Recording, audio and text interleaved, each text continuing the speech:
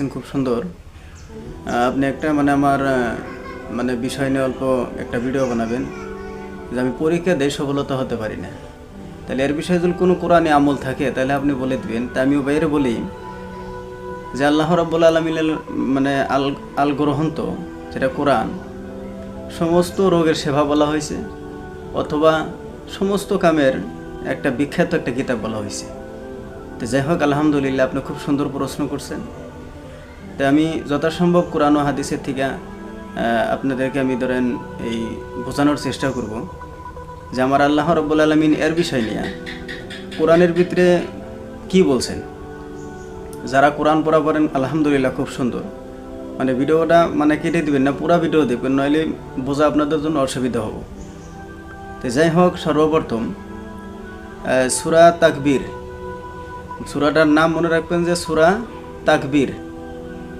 আপনার এই সূরাটা মানে তার আখিরি আয়াত অথবা শেষ আয়াত আপনার মানে তেলাওয়াত করা লাগবে। তো আমি আয়াতটা বলে দিতেছি, তারপরে ইনশাল্লাহ আপনি নাকি বারবার শুনবেন, শুনে অথবা হুজুরগুলোর কাছে যারা পড়াশোনা জানে তাদের কাছে জিজ্ঞাসা করবেন। আর যারা হুজুর দেখতেছেন তারা তো জানেনই, আলেম যারা আছেন, মুফতি যারা আছেন তারা তো ইনশাল্লাহ কোরআনের মানে জ্ঞান তাদের ভিতরে আছে, তারা জানেনই।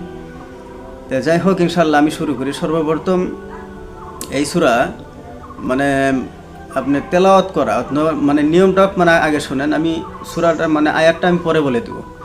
সর্বপ্রথম হয়েছে যে আপনি এই নিয়মটা মানে কীরকম নিয়ম মানে আপনার নিয়ম হতে পারে, মানে বস্তুটা ক্লিয়ারলি আপনার মানে বোঝা লাগবে।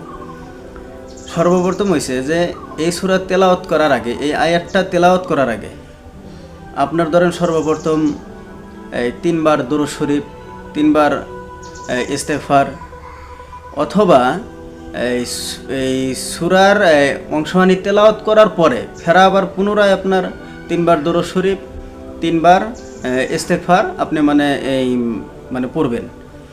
তো যাই হোক, তো সূরাটা কয়বার পড়বেন আমরা ভালো করে জানি যে সূরাটা কমসে কম আপনারা মানে 7 বার মানে পড়বেন। সূরাটা আয়াতটা 7 বার করে পড়বেন। আর এটা পড়বেন আপনি যে ফজরের নামাজের পরে, ফজরের নামাজ পড়েই যাই নামাজের মধ্যে বৈশাই মানে এই আয়াতটা তেলাওয়াত করবেন। আর আয়াতটা এতদিন তেলাওয়াত করবেন যে আপনার এক্সাম অথবা পরীক্ষা আপনার শুরু হয়েছে, ধরেন ওই দিন থেকে আমল শুরু করবেন যতক্ষণ পর্যন্ত আপনার ধরেন যে এই রেজাল্ট আসে নাই, ততক্ষণ পর্যন্ত আপনি এটা মানে আপনি আমল করতেই থাকবেন। আলহামদুলিল্লাহ। দেখেন, তো আমি সর্বপ্রথম আয়াতটা আমি আপনাকে জানিয়ে দিই। বিসমিল্লাহির রহমানির রহিম, ওয়ামা তাশাউনা ইল্লা আইয়াশা আল্লাহু রাব্বুল আলামিন। আবার আমি বলছি, বিসমিল্লাহির রহমানির রহিম, ওয়ামা তাশাউনা ইল্লা আইয়াশা আল্লাহু রাব্বুল আলামিন। তো যাই হোক, এই সূরাটা 7 বার পড়বেন। তারপরে কোনো ভাই যদি এই আমলটা করার পরে যদি দেখলেন যে আমি মানে লেটার আনতে পারলাম না অথবা আমার সফলতা আমি হতে পারলাম না, কমসে কম কোরআনী আমল যদি আপনি ভালো করে করেন, যদি বিশ্বাস করেন, তাহলে ইনশাল্লাহ আপনি তাও এরকম হবেন যে আপনি ফেলটা হবেন না, আপনি পাস, যে কোনো পর্যায়ে হোক আপনি পাসটাও করবেন। তো যাই হোক, ইনশাল্লাহ আমরা নিজেরাও দেখবো আর অপর ভাইকে আমরা জানানোর জন্য মানে চেষ্টা করব। আপনারা ভিডিওটা শেয়ার করবেন। যারা আমার পেজে নতুন আইছেন অথবা আমার চ্যানেলে নতুন আইছেন, যারা ইউটিউব থেকে দেখেন তারা মানে সাবস্ক্রাইব করবেন, যারা এই ফেসবুক থেকে দেখতেছেন তারা ফলো করবেন। যাই হোক, ইনশাল্লাহ খুব সুন্দর প্রশ্ন আপনারা করছিলেন।